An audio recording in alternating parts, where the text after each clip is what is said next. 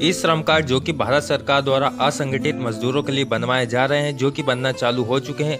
अगर आपने अभी तक अपना और अपने परिवार के श्रमिकों का ई श्रम कार्ड नहीं बनवाए हैं या अगर आपको नहीं पता है कि किस तरह से ये बनाना है, तो आज की इस वीडियो में हम आपको बताने वाले हैं। आप अपने मोबाइल फ़ोन से ही अपने घर बैठे अपना ई श्रम कार्ड अपने और अपने परिवार वालों का किस तरह से बना सकते हैं। तो चलिए आज का ये वीडियो शुरू करते हैं। इसके लिए आपको ई श्रम के ऑफिशियल पोर्टल पर आ जाना है। इसका लिंक आपको इस वीडियो के डिस्क्रिप्शन में मिल जाएगा, वहाँ से भी सीधे इस पे आ सकते हैं। स्क्रॉल करके थोड़ा सा नीचे आएंगे तो आपको कुछ जानकारी दिखाई दे रही। इन्फॉर्मेशन रिक्वायर्ड फॉर रजिस्ट्रेशन के लिए जो आवश्यक जानकारी है, जैसे आधार कार्ड नंबर चाहिए, आधार कार्ड लिंक मोबाइल नंबर चाहिए जो कि चालू होना चाहिए, बैंक अकाउंट डिटेल चाहिए। उसके बाद में आपकी जो आयु है यानी आपकी जो उम्र है 16 साल से 59 साल के बीच में होनी चाहिए। जो डेट ऑफ बर्थ यहाँ पर आपको दिखाई दे रहा है, ये डेट ऑफ बर्थ के बीच में आपकी एज होना चाहिए। उसके बाद में सेल्फ रजिस्ट्रेशन करने के लिए आपको आधार कार्ड लिंक मोबाइल नंबर इसमें देना होगा। जो भी आपके आधार कार्ड में मोबाइल नंबर लिंक है, आप वाला मोबाइल नंबर यहाँ दर्ज करेंगे। उसके बाद में ये जो कैप्चा कोड दिखाई दे रहा है, कैप्चा सेम के सेम आपको यहाँ पर डालना है। उसके बाद में सेंड ओटीपी पर क्लिक करना है। ओटीपी डालने के बाद आपको सबमिट करना है। अगर आपके मोबाइल पर ओटीपी नहीं आती है तो आपको एक ऑप्शन दिखाई देगा रीसेंट ओटीपी। आप इस पर क्लिक करेंगे तो आपके मोबाइल नंबर पर एक नया ओटीपी वापस से आ जाएगा। उसके बाद में यहाँ डालने के बाद आपको सबमिट पर क्लिक करना है। सबमिट करते ही आपसे आपका आधार कार्ड नंबर मांगा जाएगा। आधार कार्ड नंबर यहाँ पर डालने के बाद में ये जो आई एग्री का टिक दिखाई दे रहा है, इसे टिक करना है। उसके बाद में नीचे जो सबमिट का ऑप्शन है उस पर सबमिट पर क्लिक कर देना है। सबमिट पर क्लिक करते ही आपके आधार कार्ड में जो मोबाइल नंबर लिंक है उसके आखिरी के 4 अंक आपको यहाँ पर देखने को मिलेंगे। उसी आधार कार्ड में जो मोबाइल नंबर लिंक है उसी पर आपका एक 6 अंक का ओटीपी सेंड किया गया है, आधार ओटीपी वाला ओटीपी आपको यहाँ पर डालना है। अगर ओटीपी सेंड नहीं होता है तो आपके सामने रीसेंट ओटीपी का ऑप्शन आता है, आप वापस से रीसेंड करके ओटीपी डालेंगे। उसके बाद में वैलिडेट पर क्लिक कर देना है। ओटीपी सबमिट करने के बाद में आपके सामने रजिस्ट्रेशन फॉर्म पूरा खुलकर आ जाता है। इसमें आपकी जो पर्सनल जानकारी आधार कार्ड के अनुसार है, जैसे आपका फोटो, आपका नाम, आपकी डेट ऑफ बर्थ, आपका जेंडर, आपका एड्रेस, जो भी जानकारी है वो सब इसी में से उठा लिया जाता है। उसमें ये भी लिखा हुआ है यूर आधार लिंक बैंक, जो आपका आधार कार्ड से जो बैंक अकाउंट लिंक है वो भी यहाँ पर आपको दिखाई देगा। उसके बाद में वो आधार यानी आधार कार्ड लिंक है या नहीं, एक्टिव है या नहीं है, तो वो भी आपको यहाँ पर दिखाई देगा। एक्टिव या इनएक्टिव जो भी है वो दिखाई देगा। उसके बाद में ये जो टिक मार्क दिखाई दे रहा है आई एग्री, इस पर टिक करेंगे। उसके बाद में कंटिन्यू पर क्लिक करेंगे तो अगले पेज पर खुलकर आ जाएगा। अगले पेज में आपका जो मोबाइल नंबर आपने दिया था वो वाला दिखाई देगा। अल्टरनेटिव यानी आप इमरजेंसी मोबाइल नंबर देना चाहते हैं तो वो वाला मोबाइल नंबर यहाँ दर्ज करेंगे। उसके बाद में ईमेल आईडी अगर आप देना चाहते हैं तो दे सकते हैं। आपका मेरिट स्टेटस यानी आपकी शादी हुई है नहीं है वो आप यहाँ से सिलेक्ट कर लेंगे। अगर आपकी शादी नहीं हुई है तो नेवर मैरिड करेंगे, हो चुकी है तो मैरिड करेंगे। और जो भी ऑप्शंस आपको आते हैं वो ऑप्शंस आप सिलेक्ट करेंगे। उसके बाद में आपके फादर्स का नेम यानी आपके पिताजी का नाम आपको यहाँ पर दर्ज करना है। उसके बाद में आपकी जो सोशल कैटेगरी यानी आप एसटी, एससी, ओबीसी या जनरल जिस कैटेगरी से आते हैं वाली कैटेगरी यहाँ सिलेक्ट करेंगे। इस कैटेगरी का अगर आपके पास सर्टिफिकेट है यानी जाति प्रमाण पत्र अगर आपके पास है, अगर आप देना चाहते हैं, अपलोड करना चाहते हो तो 1 MB से कम साइज में आपको जेपीजी, पीडीएफ या पीएनजी जिस फाइल में आप देना चाहते हैं वो अपलोड कर सकते हैं, अदरवाइज आप छोड़ देंगे। उसके बाद में ब्लड ग्रुप अगर आपको पता है, अगर आप देना चाहते हैं तो आप दे सकते हैं, अदरवाइज उसे भी छोड़ सकते हैं। उसके बाद में डिफेंस एबल यानी अगर आपको किसी तरह की कोई बीमारी है या कुछ और अलग है तो आप यहाँ से सिलेक्ट करेंगे, अदरवाइज कुछ भी नहीं है तो आप नो पर रहने देंगे।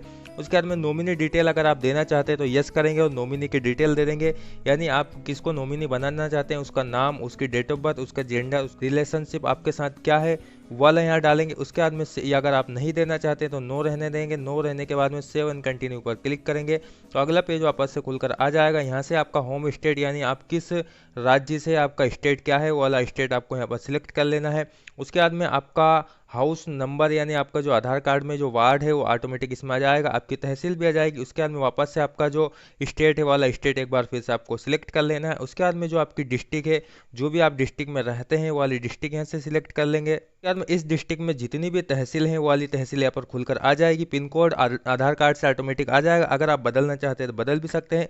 उसके बाद में स्टेयरिंग इन करंट लोकेशन यानी आप इस जो आपने लोकेशन अभी ऊपर दी है इस लोकेशन पर आप कितने सालों से रह रहे हैं वाली लोकेशन दे देंगे। 1 साल, 2 साल, जितने भी सालों से, जैसा कि अभी हम जन्म से रह रहे हैं तो हम मोर देन 25 ईयर इस पर टिक कर देंगे।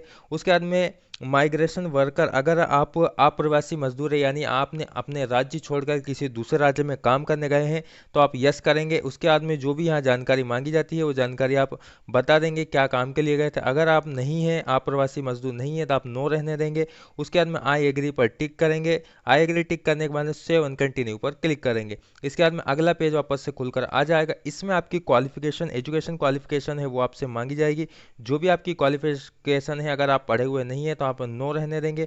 उसके बाद में जो भी आपकी क्वालिफिकेशन आप डालना चाहते हैं वो क्वालिफिकेशन है सिलेक्ट करेंगे। उसका कोई सर्टिफिकेट है तो वो भी अपलोड करना चाहते हैं तो आप कर सकते हैं। इसके बाद में आपकी जो मंथली इनकम है वो कितनी है वो आप यहाँ पर सिलेक्ट कर लेंगे। उसके बाद में इनकम सर्टिफिकेट आप देना चाहते हैं तो दे सकते हैं। सेव एंड कंटिन्यू पर क्लिक करेंगे। इस पर क्लिक करते ही अगला पेज वापस से खुल जाएगा। इसमें प्राइमरी ऑक्यूपेशन यानी आपका व्यवसाय, यानी आप क्या काम करते हैं वो वाली की जानकारी आपको यहाँ देनी होगी।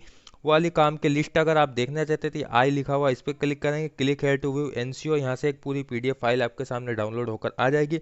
इसमें पूरी कोड लिस्ट है, आप क्या क्या काम करना चाहते हैं, क्या काम आप करते हैं, वाला काम आपको यहाँ पर फिल करना होगा।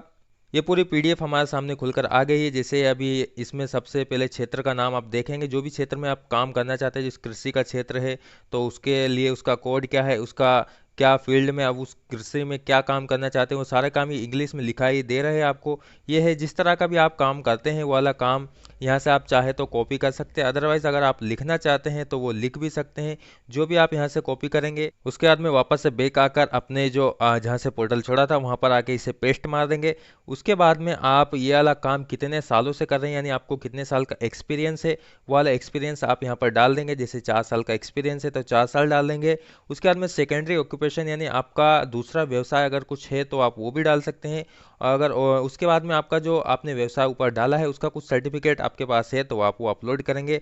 उसके बाद में how did you acquire skill, यानी आपने जो ऊपर व्यवसाय डाला है वो आपने कहाँ से सीखा है। अगर आपने ऊपर कहीं से सीखा तो आप वो करेंगे। अगर आपने कहीं से नहीं सीखा है तो दूसरा वाला सिलेक्ट करेंगे।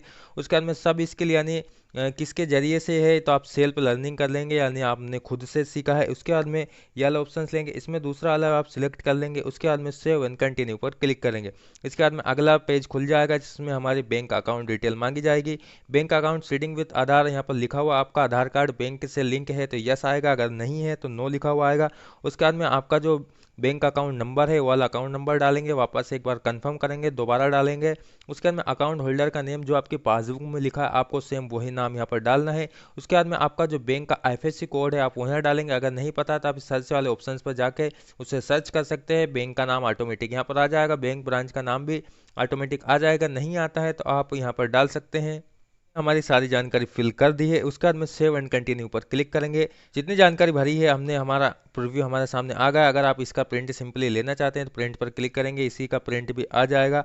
उसके बाद में आप अगर इसे चेक करना चाहते हैं पूरा चेक कर लीजिए। अगर आपको कुछ मिस्टेक लग रही है तो आप इसे अभी सुधार भी सकते हैं। उसके बाद में बैक करेंगे, जिस पे भी अगर आप सुधार करना चाहते हैं ये जो ऑप्शन दिखाई दे रहा है उस पर आप क्लिक करेंगे, सीधे वहाँ पर सुधार के लिए चल जाएंगे। अगर आपको लग रहा है हमारी जानकारी सही है तो उसके बाद में ये जो टिक है इस पर आपको क्लिक करना है। उसके बाद में सबमिट पर क्लिक कर देना है। सबमिट पर क्लिक करने के बाद आपके मोबाइल नंबर जो आपने शुरुआत में दिया था उसी पर एक ओटीपी सेंड किया गया है, उस ओटीपी को आपको यहाँ डालना है। उसके बाद में जो साइड में वेरीफाई का बटन है उस पर आपको क्लिक कर देना है।